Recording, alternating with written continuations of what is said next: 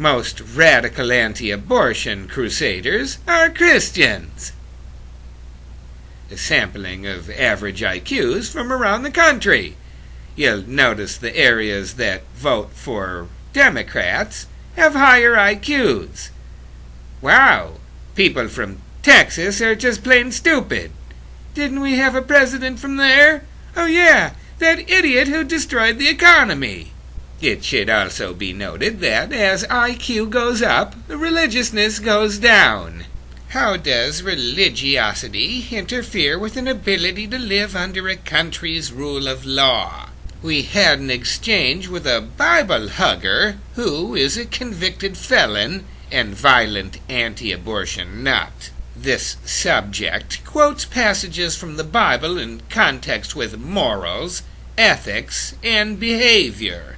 The convict is a perfect example of blind adherence to religious dogma, even if it includes committing murder. Take a look. Here's one of his posts. Murder is good.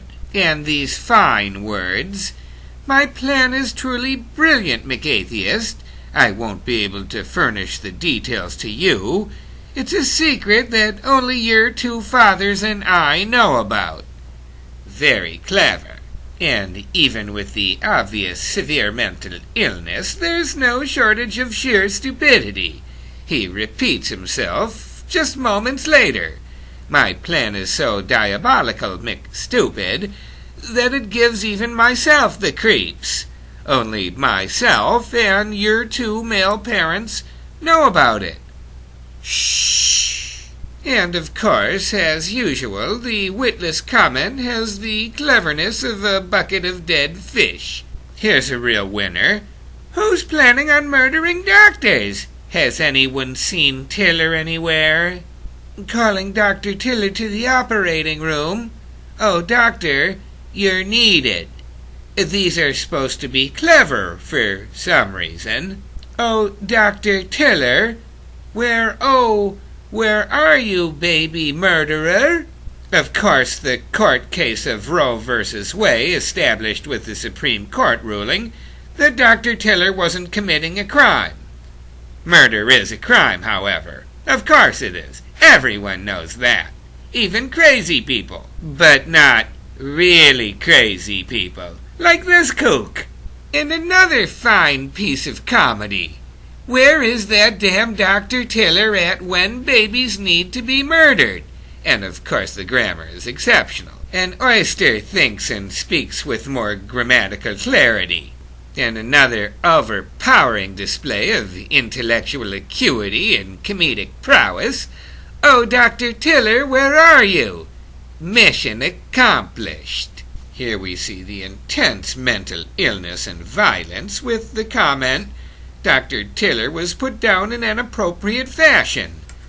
Obviously, this person needs to be in a correctional facility for the rest of their life, or in a mental institution. And here again we see incredible mental illness with the remark, I do applaud the extermination of George, the baby killer, Tiller.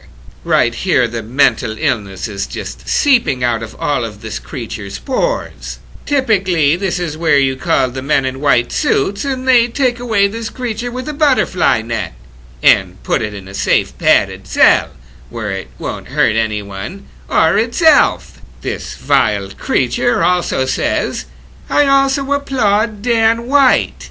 Shook his hand in 1980 in Northern California.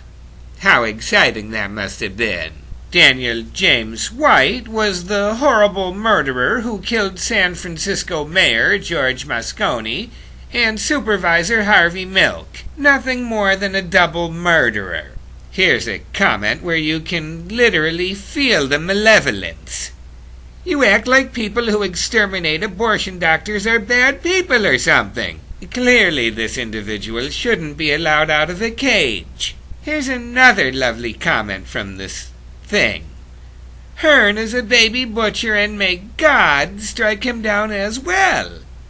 As well, God didn't shoot Dr. Tiller. He was shot by a human man. And by the way, isn't God supposed to be all-loving? That sort of challenges the argument quite a bit, doesn't it? In fact, it completely erases it. So the conclusion you can draw there is no God. That's just a simple fact. Now let's move on. Apparently this comment is meant as some sort of a quip, but you'd have to be in the right social circle to accept it as humor, like perhaps behind bars or in an institution. Baby killers are bad. I read that somewhere. But isn't murder bad as well? It seems sort of pointless to take a life while you're saying that you're defending a life. That sort of convoluted reasoning is used by mental patients and outright imbeciles. And there's no flexing of intellectual muscle here. Murder is sometimes necessary, boy. I read that somewhere. Have you ever heard that one?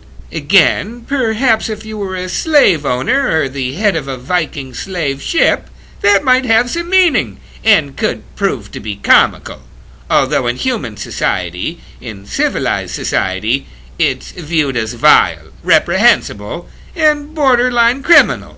Here's another bizarre and violent reference to double murderer Dan White. Dan White removed a pedophile from the earth. Tiller erased the unborn innocent. Again, they're non sequiturs, but they're drawn together by the mental illness and the strange reverence for taking lives and protecting lives, all in a sort of strange mixture of idiocy and ignorance, coupled with mental illness, of course. Serious mental illness. And then a lovely reference here to Dr. Hearn. Hearn needs to keep 24-hour protection. He's a baby killer. Of course, the comment is coming from a convicted felon. And another comment that's meant as some sort of a quip that only a very damaged mind could conceive. Maybe Dr. Tiller can take your vitals. If you're murderous and cutthroat and disgusting and vile, this could be comical. Otherwise, it's a sign of serious mental illness and heavily flawed character. And of course the Bible lover has to throw in God's curse, because he's met God directly, of course. May God curse you for your incredible hatred toward him, you evil fuck. Of course the gentleness of God, and the love towards fellow men. And of course, God is represented as a he. Of course men give birth all the time, don't they? Oh, wait. No, they don't. That's right, they don't. Ever. And here we see the murderous intent once again. Hopefully the other handful will meet the same fate soon. The innocent unborn deserve it. But clearly the born innocent don't deserve it. The people who were murdered by these crazy lunatics aren't given the same right. Very strange that someone can be so hypocritical, but that's what distinguishes these people from sane people. Clearly this person's insane and should be in an institution for life or in a correctional facility to make sure that they don't harm anyone. And once again, the Bible-loving, murderous, convicted felon preserves his criminal murderous intent with the charming comment, "And we will burn 10 more baby killers." He includes himself in the group that's attempting to murder people. This violent criminal lunatic needs to be secured by federal marshals, just so he doesn't hurt anyone. Or himself. He doesn't sound very bright. These lunatics usually use the Bible as some sort of a measurement of morality. If only they had any clue that they were committing murder, maybe it would make sense to them. But they're too mentally ill. Just look at them. Yay for kids! Oh yes, yay for kids, for sure. And here to conclude the video, we see our final idiot.